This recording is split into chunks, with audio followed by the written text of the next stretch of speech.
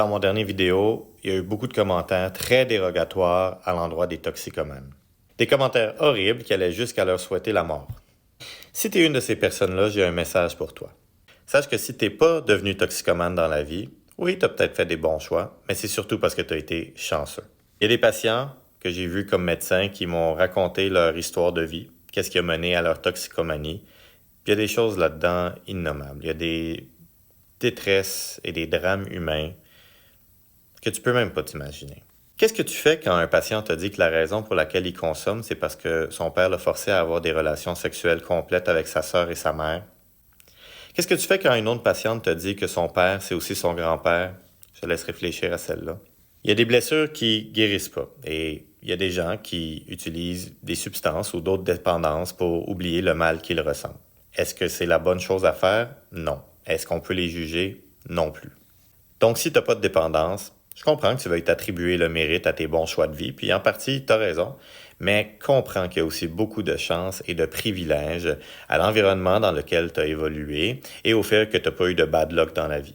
Il y a des patients qui ont juste essayé une fois une substance comme plein de jeunes, mais que eux, malheureusement, ils sont devenus dépendants parce que leur corps est fait comme ça. La toxicomanie, la dépendance, c'est extrêmement complexe et chaque histoire est différente. Mais toutes ces personnes-là méritent d'être aidées. Leur vie vaut autant que n'importe quelle autre vie humaine et ça devrait être une évidence.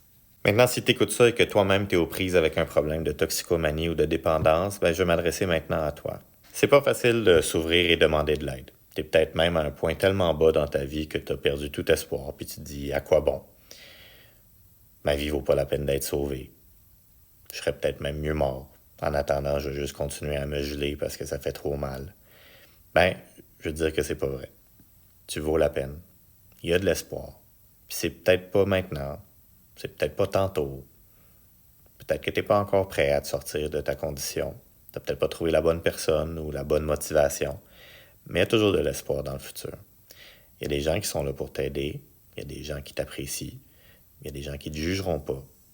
Puis peut-être que tu vas pouvoir transformer cette épreuve-là, cet épisode négatif de ta vie, en quelque chose de positif. Pour chaque personne, ça prend une forme différente, mais je suis convaincu que chaque personne peut avoir son histoire qui finit bien. Et en attendant, tu peux compter sur moi et les autres travailleurs de la santé pour t'aider si jamais tu viens nous voir parce que tu l'as échappé. Puis on ne te jugera pas, puis on va t'aider. Puis partage ça autour de toi, que ce soit cette vidéo-là ou juste des mots d'encouragement aux gens autour de toi, même dans les journées un petit peu plus difficiles. On est juste plus fort collectivement quand on prend soin des gens les plus vulnérables.